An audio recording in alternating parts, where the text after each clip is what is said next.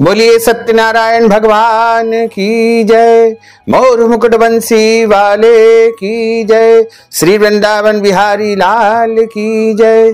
गुरुर् ब्रह्मा गुरुर्विष्णु गुरुर्देवो महेश्वरा गुरुः साक्षात् परब्रह्म तस्मै श्री गुरुवे नमः। श्री अखंड मंडलाकारं व्याप्तं येन चराचरं तत्पदं दर्शितं येन तस्मै श्री गुरुवे नमः। जय जय श्री राधा रमण जय जय नवल किशोर जय गोपी चित चोर प्रभु जय जय माखन चोर।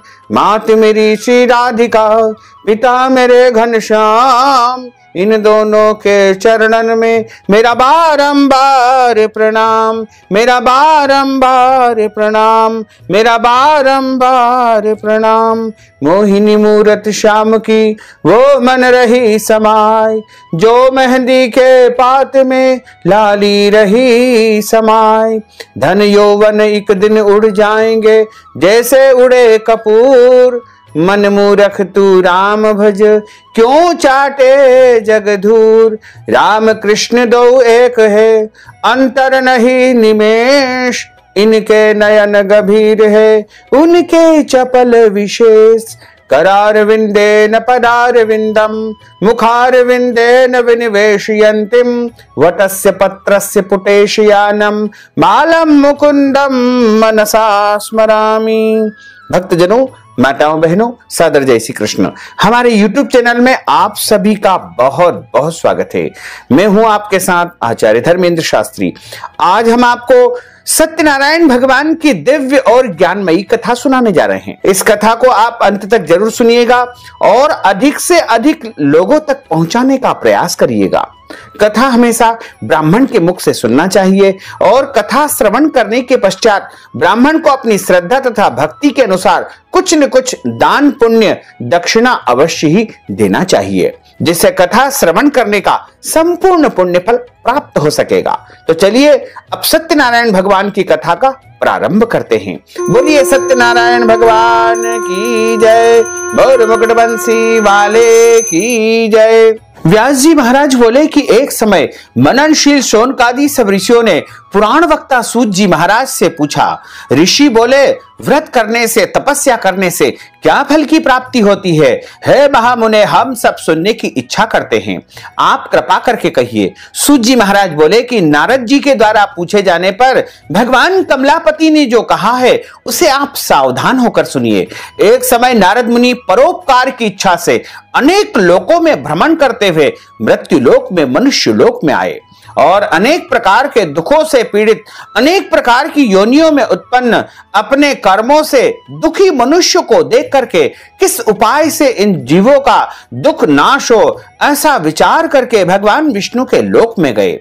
वहां विष्णु लोक में शुक्ल वर्ण वाले चतुर्भुज शंख चक्र गदा पद्म और वनमाला से सुशोभित नारायण को देख करके स्तुति करने लगे। भगवान नारायण को प्रणाम करके नारद जी बोले, वाणी और मन से नहीं जाने वाले अनंत शक्तिधारी श्री हरि को बारंबार नमस्कार है। आदि मध्य और अंत रहित निर्गुण सब गुणों की आत्मा, सबके आदि कारण, भक्तों की पीड़ा हरने वाले भगवान को बारंबार नमस्कार है। भगवान श्री विष्णु जी नारद जी की स्तुति सुनकर के बोले, हे नारद जी, आप यहाँ पर किस लिए आए हैं और आपके मन में क्या बसा हुआ है? हे महाभाग, वह सब मुझसे कहिए तो मैं भी आपसे कुछ कहूं। तब नारद जी बोले कि मनुष्य लोक में अनेक योनियों में उत्पन्न अनेक प्रकार के दुखों से पीड़ित सब मनुष्य पाप कर्मों में पक रहे हैं। इसलिए हे नाथ, उनके पापों का नाश कैसे हो, ऐसा कोई लघु उपाय मुझे कहिए।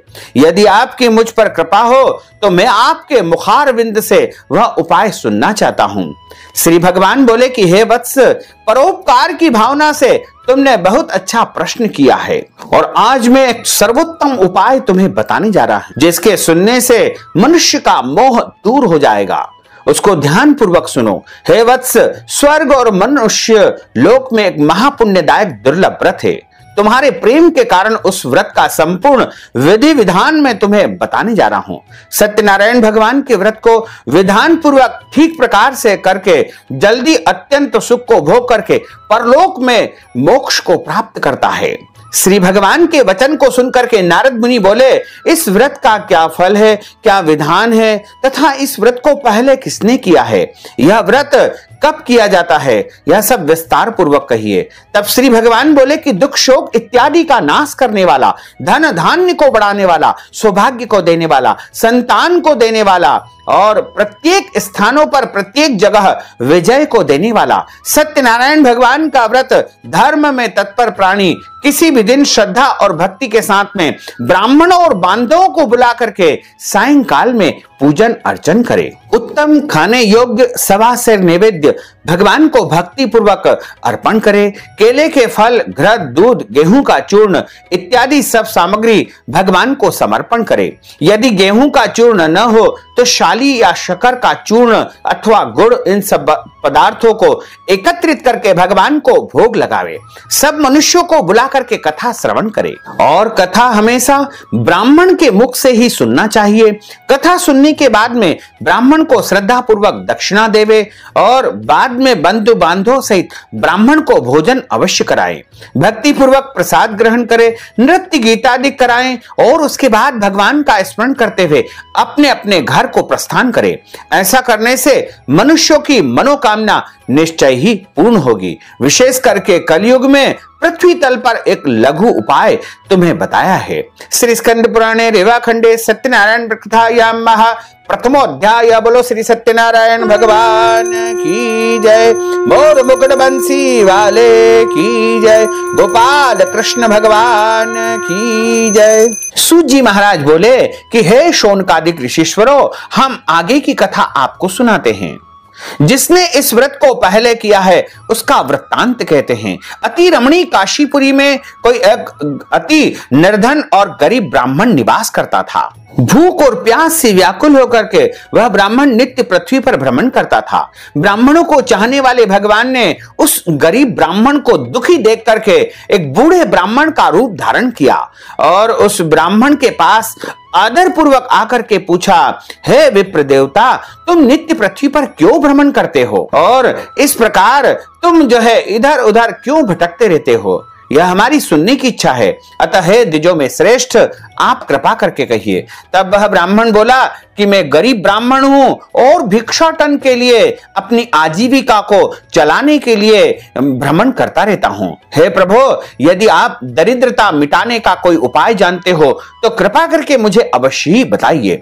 तब वृद्ध ब्राह्मण बोले कि सत्यनारायण विष्णु भगवान मनवांछित फल को देने वाले हैं, अतः हे विप्र, तुम उनका व्रत तथा पूजन करो। जिस व्रत को करने से मनुष्य के सभी दुख दूर हो जाते हैं। व्रत का विधान भी यत्न पूर्वक कह करके वृद्ध ब्राह्मण रूपधारी भगवान वहीं पर अंतर्ध्यान हो गए। उसके बाद उस गरीब ब्राह्मण ने मन में निश्चय किया कि आज मुझे जो वृद्ध ब्राह्मण ने विधान बताया है उसे मैं निश्चय करूंगा। ऐसा विचार करके उसको रात भर नींद नहीं आई। प्रातः काल जल्दी उठ करके मन में संकल्प कर लिया कि मैं सत्यनारायण भगवान का व्रत तथा पूजन करूंगा। ऐसा मन में संकल्प करके वह भिक्षा के लिए नगर में निकल गया। उस दिन उस ब्राह्मण को भिक्षा में बहुत सारा धन प्राप्त हुआ और उसी धन से उसने बंधु बांधवों को बुला करके सारी पूजन सामग्री एकत्रित की और विधि विधान से भगवान सत्यनारायण का व्रत तथा पूजन किया। इस व्रत के प्रभाव से वह ब्राह्मणों में श्रेष्ठ सभी दुखों से छूट गया और उसके घर में समस्त संपत्ति वैभव उसे प्राप्त हो गया और प्रत्येक महीने वह सत्यनारायण भगवान का पूजन अर्चन करने लगा और वह ब्राह्मण जो है सभी सुखों को प्राप्त हो गया तथा अंत में वह समस्त सुखों को भोग करके अंत में वैकुंठ लोक को चला गया। और इस पृथ्वी पर जो कोई भी सत्यनारायण भगवान का व्रत करेगा, पूजन करेगा, विधि विधान से कथा का श्रवण करेगा, उसके सारे दुख दूर हो जाएंगे और मनुष्य परम वैभव को प्राप्त कर लेगा। यह सारा विधान भगवान नारायण ने जो है स्वयं नारद जी को बताया है। और आगे क्या कहूं? तब ऋषि बोले कि उस ब्राह्मण से सुनकर के इस पृथ्वी पर किस किसने व्रत को किया था, हम आपके मुखार बिंद से सुनना चाहते हैं, हमारी इच्छा है। तब ऋषि कहते हैं कि एक समय की बात है, वही ब्राह्मण अपने धन के विस्तार से भगवान सत्यनारायण का पूजन कर रहा था। तब एक लकड़हारा जल पीने की इच्छा से उन ब्राह्मण के घर आता है और लकड़ी का बोझा बाहर रख करके ब्राह्मण के घर में प्रवेश करता है। और वहां पर वह देखता है कि ब्राह्मण देवता पूरे विधि विधान से सत्यनारायण भगवान का पूजन कर रहे हैं, व्रत कर रहे हैं। लकड़ी का बोझा बाहर रख करके जब अंदर जाता है और वहां बैठ करके वह पूजन का दर्शन करता है, कथा का श्रवण करता है और अंत में जल पी करके प्रसाद पा करके ब्राह्मण देवता को प्रणाम करके पूछता है कि आप किनका पूजन कर रहे हैं और इसके करने से क्या फल की प्राप्ति होती है।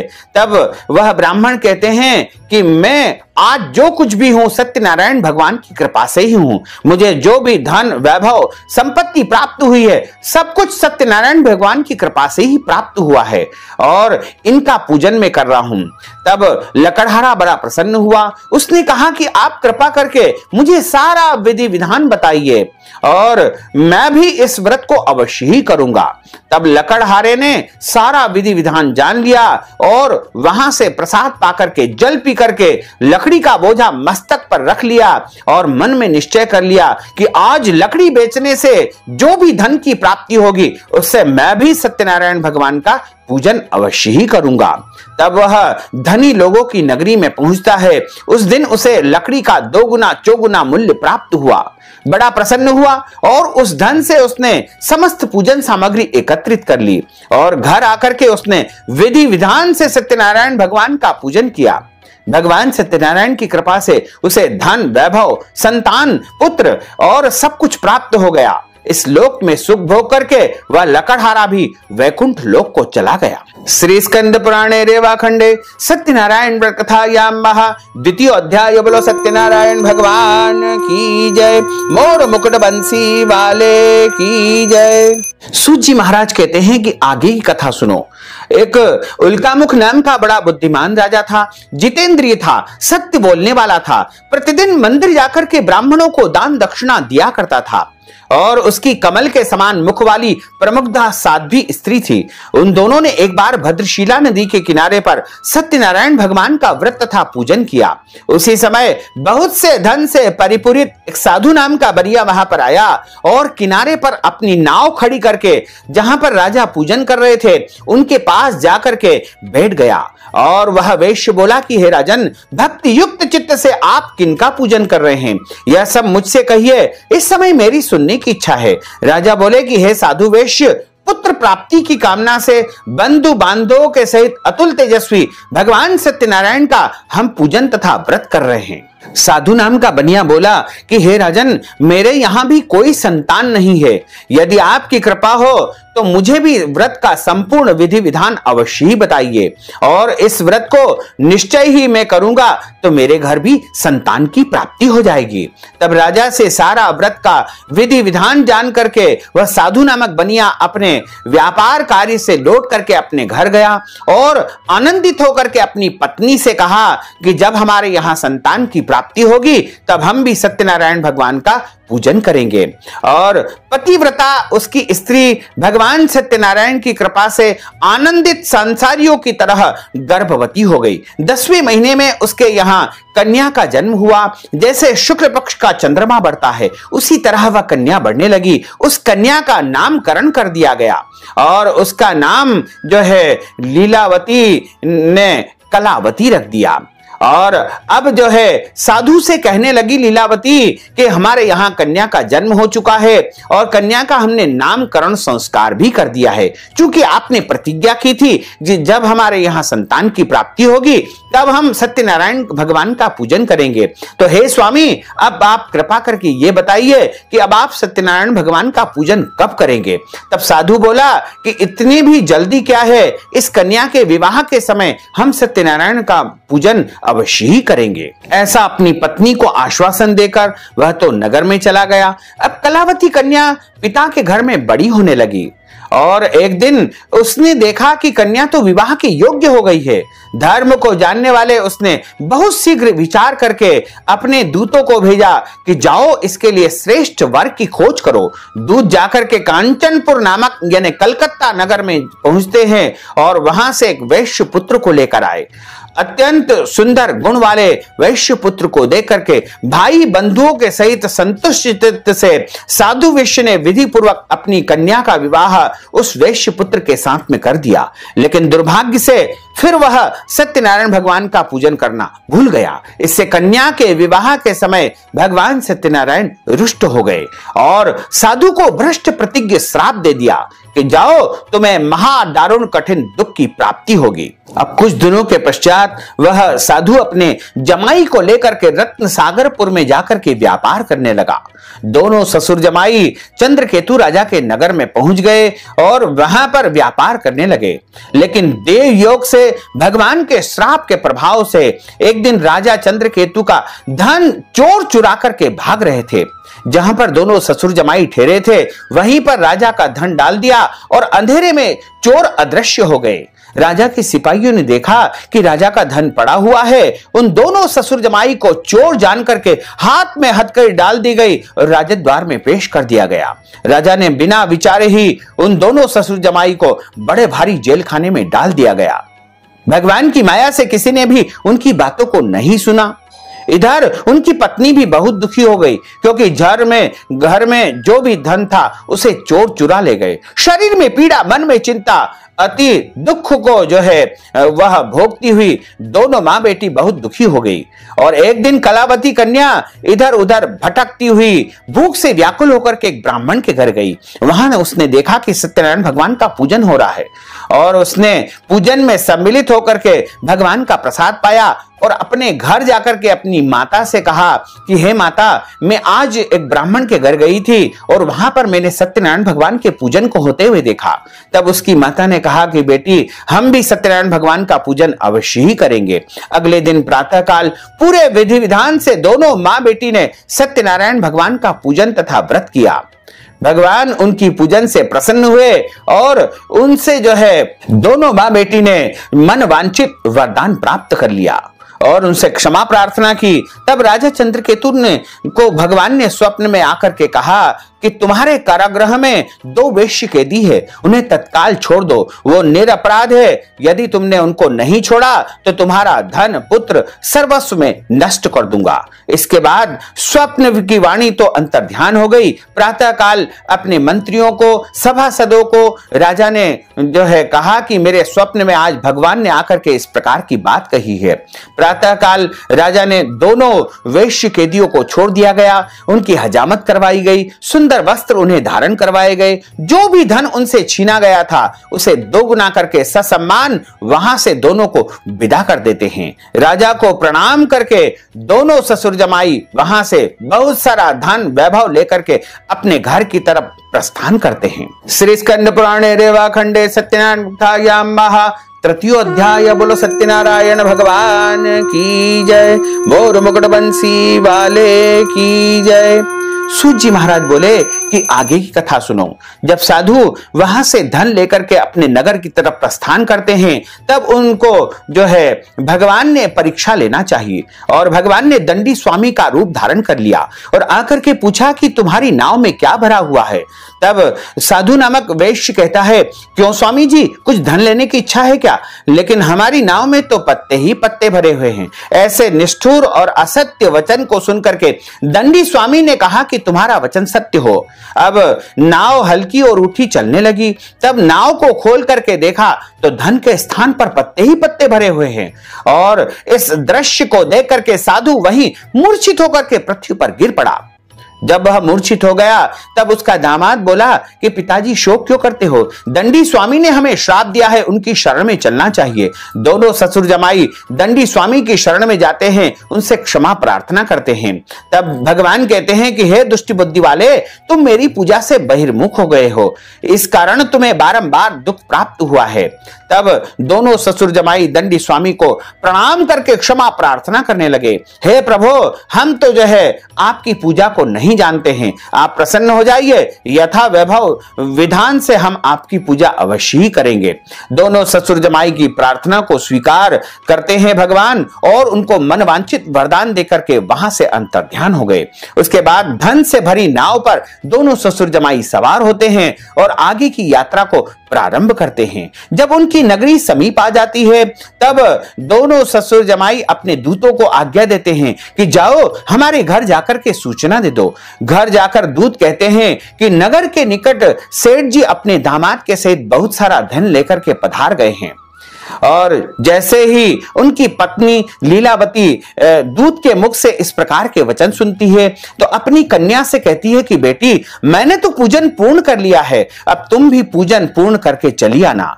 लेकिन कन्या ने पूजन तो पूर्ण कर लिया था, प्रसाद का उसने अनादर कर दिया। प्रसाद की अवहेलना के कारण उसकी जो पति की नाव थी वह जल में डूब गई। सभी नाव को चलाने वाले चिंता करने लगे, साधु भी चिंता करने लगा, भगवान से क्षमा प्रार्थना करने लगा कि हे प्रभु, यह आपकी कैसी लीला है। उसी समय आकाशवाणी हुई, हे साधो, तुम्हारी कन्या हमारा प्रसाद छोड़ करके चली आई है। यदि घर जाकर के पुनः प्रसाद ग्रहण करे तो निश्चय ही इसे पति के दर्शन हो जाएंगे। कलावती कन्या ने जैसे ही आकाशवाणी सुनी तुरंत घर जाकर के प्रसाद पाया और पुनः आकर के अपने पतिदेव के दर्शन किए। इस प्रकार साधु ने वहां पर विधि विधान से सत्यनारायण भगवान का पूजन किया और पूरे परिवार के साथ में वह अपने घर को गया। प्रत्येक पूर्णिमा और संक्रांति को सत्यनारायण भगवान का पूजन करने लगा और इस लोक में सुख भोग करके अंत में वह वैकुंठ लोक को चला गया। श्री स्कंद पुराणे रेवा खंडे सत्यनारायण कथायाम महा चतुर्थो अध्याय। बोलो श्री सत्यनारायण भगवान की जय, मोर मुकुट बंसी वाले की जय। सूत जी महाराज कहते हैं कि आगे की कथा सुनो। एक प्रजा पालन में तत्पर तुंगध्वज नाम का राजा था। एक समय की बात है, वह वन में शिकार करने के लिए गया। वहां उसने शिकार करने के पश्चात एक बड़ के पेड़ के नीचे विश्राम करना चाहा। पास में ही कुछ ग्वाल बाले भगवान सत्यनारायण का पूजन कर रहे थे। राजा घमंड से न तो उनके पास गया, न ही उनके द्वारा जो प्रसाद दिया गया उसने ग्रहण नहीं किया। इससे भगवान रुष्ट हो गए और उस राजा के 100 पुत्र, धन धान्य सब कुछ नष्ट कर दिया। तब उस राजा ने मन ही मन निश्चय किया कि मैंने भगवान की पूजा का अनादर किया है, इससे मेरा सर्वस्व नष्ट हो गया है। अतः जहां इनका पूजन हो रहा था वहां मुझे जाकर के पूजन में सम्मिलित होना चाहिए और भगवान का प्रसाद ग्रहण करना चाहिए। तब राजा ने विधि विधान से ग्वाल बालों के साथ में पूजन किया, प्रसाद ग्रहण किया। इससे उसके 100 पुत्र, धन धान्य पुनः उसे प्राप्त हो गए और इस लोक में सुख भोग करके अंत में वह राजा वैकुंठ लोक को प्राप्त हो गया। इस प्रकार सत्यनारायण भगवान की कथा को जो सुनता है, सुनाता है, उसके सारे दुख दर्द दूर हो जाते हैं और अंत में उसे मोक्ष पद की प्राप्ति होती है। इस सत्यनारायण भगवान का जो है कथा का श्रवण प्रत्येक मनुष्य को करना चाहिए और सत्यनारायण भगवान की कथा को जिन्होंने सुना है उनके अगले जन्मों की कथा कहते हैं। महाबुद्धिमान शतानंद नामक ब्राह्मण सुदामा नामक ब्राह्मण हुआ। अगले जन्म में भगवान श्री कृष्ण का ध्यान करके मोक्ष को प्राप्त हुआ। लकड़ी को बेचने वाला लकड़हारा भिल्ल गोहराज हुआ। अगले जन्म में भगवान रामचंद्र जी की सेवा करके मोक्ष को प्राप्त हुआ और उल्कामुख जो महाराज थे वो राजा दशरथ हुए। अपने कुलगुरु रंगनाथ जी की सेवा करके मोक्ष को प्राप्त हुए। इसी प्रकार धर्मात्मा सत्य बोलने वाला मोरध्वज राजा अपना आधा शरीर आरे से कटवा करके भगवान को दान देकर के मोक्ष को प्राप्त हुए। इसी प्रकार राजा तुंगध्वज निश्चय करके स्वयंभू मनु हुए, सबको श्री वैष्णव भागवत सुनवा करके वैकुंठ लोक को चले गए। श्री स्कंद पुराणे रेवा खंडे सत्यनारायण कथायाम महा पंचमो अध्याय। बोलो सत्यनारायण भगवान की जय, और मुकुट बंसी वाले की जय। अच्युतं केशवं राम नारायणं कृष्ण दामोदरं वासुदेवं हरे श्रीधरं माधवं गोपिका वल्लभं श्री जानकी नायकं श्री रामचंद्रं भजे। जानकी मनोहरं सर्वलोक नायकं श्री शंकरादि सेवितं पुण्य नाम कीर्तनं श्री राम राम राम राम राम नाम तायकं। रामा कृष्ण वासुदेवा भक्ति मुक्तिदायकं। रामा कृष्ण वासुदेवा भक्ति मुक्तिदायकं। रामा कृष्ण वासुदेवा भक्ति मुक्तिदायकं। रामा कृष्ण वासुदेवा भक्ति मुक्तिदायकं। बोलिए श्री सत्यनारायण भगवान की जय, और मुकुट बंसी वाले की जय, श्री वृंदावन बिहारी लाल की जय, गोपाल कृष्ण भगवान की जय। धर्म की जय हो, अधर्म का नाश हो, प्राणियों में सद्भावना हो, विश्व का कल्याण हो, सनातन धर्म की जय हो, गौ माता की जय हो, नगर बस्ती की जय हो, आज के आनंद की जय हो, कल के आनंद की जय हो, परसों के आनंद की जय हो, बरसों बरसों के आनंद की जय हो। नमः पार्वती पते हर हर महादेव हर। भक्तजनों, माताओं बहनों, यदि आप कथा श्रवण के निमित्त दान पुण्य करना चाहते हैं तो आप हमारे पेटीएम के माध्यम से, गूगल पे के माध्यम से, फोन पे के माध्यम से या फिर अकाउंट नंबर के माध्यम से नगद राशि पहुंचा करके कथा का पूरा पूरा पुण्य लाभ प्राप्त कर सकते हैं। साथ ही आपसे अनुरोध है कि इस ज्ञानवर्धक वीडियो को अधिक से अधिक लोगों को शेयर करिएगा, लाइक करिएगा, कमेंट करिएगा और यदि अभी तक आपने सब्सक्राइब नहीं किया तो अभी और इसी समय सब्सक्राइब अवश्य कर लीजिए ताकि इसी प्रकार की ज्ञानवर्धक वीडियो आपको सबसे पहले प्राप्त हो सकेगी। आपको और आपके पूरे परिवार को सादर जय श्री कृष्ण, सादर धन्यवाद।